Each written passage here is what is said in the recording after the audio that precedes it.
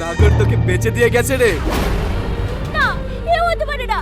রোহন, রোহন, আমাকে বাঁচাও রোহন। তো হ্যালো বন্ধুরা, কেমন আছেন? আশা করি সবাই ভালো আছেন, আমিও ভালো আছি। তো বন্ধুরা, আপনারা কি কলঙ্কিনী নাটকের পার্ট 2 দেখতে চান? যদি দেখতে চান তাহলে ভিডিওটিতে একটি লাইক করে চ্যানেলটিতে নতুন হলে চ্যানেলটি সাবস্ক্রাইব করে দিবেন আর নতুন নতুন ভিডিও পাওয়ার জন্য। তো চলো ভিডিওটি শুরু করা যাক। গুন্ডাগুলো মায়াকে কি মেরে ফেলবে? আর সেলিম মায়াকে কেন বিক্রি করে দিয়েছিল?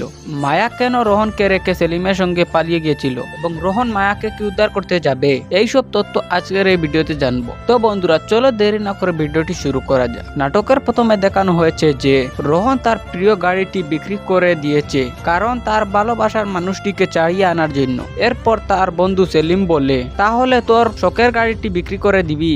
এরপর রোহন বলে, আমি তো মরে যাইনি, জীবিত থাকলে আরেকটি গাড়ি কিনে নিব। এরপর তার বন্ধু সেলিম বলে, ঠিক আছে তাহলে এই নে টাকা। এরপরে আমরা দেখতে পাই যে রোহন মায়াকে বিয়ে করে তার বাড়ি নিয়ে আসে। এরপর মায়া রোহনকে বলে, আমাকে কথা দাও, এই হাটটি কখনো ছাড়বে না। এরপর রোহন বলে, আমি কথা দিলাম মৃত্যুর আগে এই হাটটি কখনো ছাড়বো না। এরপর মায়া বলে, আজ থেকে আমরা নতুন জীবন শুরু করলাম। এরপরের দৃশ্যে আমরা দেখতে পাই যে রোহন মায়াকে রুটি বানানো শিখিয়ে দিচ্ছে কারণ মায়া কোনোদিন রুটি বানায়নি। রোহনের বন্ধু সেলিম আজকে রোহনের বাড়িতে খাবার খেতে আসবে। এরপরে আমরা দেখতে পাই যে সেলিম মায়ার হাতের রান্না খাবার খেয়ে বলে, বাহ, রান্নাটা তো খুব মজার হয়েছে, বাবির হাতের রান্নার জবাব নেই। এরপর মায়া বলে, ততটাও ভালো নয় কারণ আমি নতুন নতুন খাবার রান্না করা শিখছি।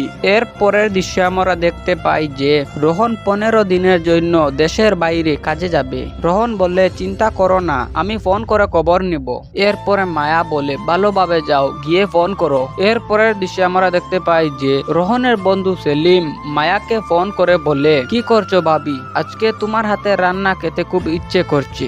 এরপর মায়া বলে, তাহলে তো ভালোই হয়, কিন্তু এত রাত্রে তুমি কিভাবে আসবে? সেলিম বলে, আমি না আসতে পারলে কি হয়েছে, তুমি খাবার নিয়ে চলে আসো। এরপরে আমরা সবাই দেখতে পাই যে মায়া সেলিমের বাড়ি খাবার নিয়ে যাচ্ছে। মায়া বলে, এই নাও খাবার। সেলিম বলে, টিফিনের ভিতর থেকে সেন্ট আসছে। এরপর মায়া বলে, তাকো সেলিম, আমি এখন আসি। সেলিম বলে, দাঁড়াও ভাবি, তোমার জন্য একটি কানের দুল এনেছি।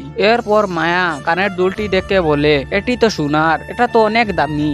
এরপর সেলিম বলে, ভাবি, এটি তোমার থেকে দামি নয়। এরপরের দৃশ্যে আমরা দেখতে পাই যে রোহনের বন্ধু সেলিমের সঙ্গে মায়া পালিয়ে গিয়েছে। বাসে রোহনের বারবার ফোন আসাতে সেলিম বলে, ফোনটি ফেলে দাও, তোমাকে একটি নতুন ফোন কিনে দেব। এরপর মায়া ফোনটি ফেলে দে। এরপরের দৃশ্যে আমরা দেখতে পাই যে সেলিম বলে, তুমি একটু বসো, আমি খাবার নিয়ে আসি। এরপরে কয়েকটি গুন্ডা এসে মায়াকে বলে, তোকে সেলিম বিক্রি করে চলে গেছে। এরপর মায়া কাঁদতে কাঁদতে রোহনকে ডাকতে লাগলো। তো বন্ধুরা, সেলিম মায়াকে বিক্রি করে সঠিক করেছে আর রোহন কি মায়াকে উদ্ধার করতে আসবে? তোমাদের মতামত কমেন্টে জানাবেন আর ভিডিওটি ভালো লাগলে একটি লাইক করে চ্যানেলটিতে নতুন হলে চ্যানেলটি সাবস্ক্রাইব করে দিবেন। তো এখানে আমার ছোট ভিডিও সমাপ্ত করলাম। দেখা হচ্ছে পরের কোনো ভিডিওতে, তত সময় যেন ভালো থাকবেন। ধন্যবাদ।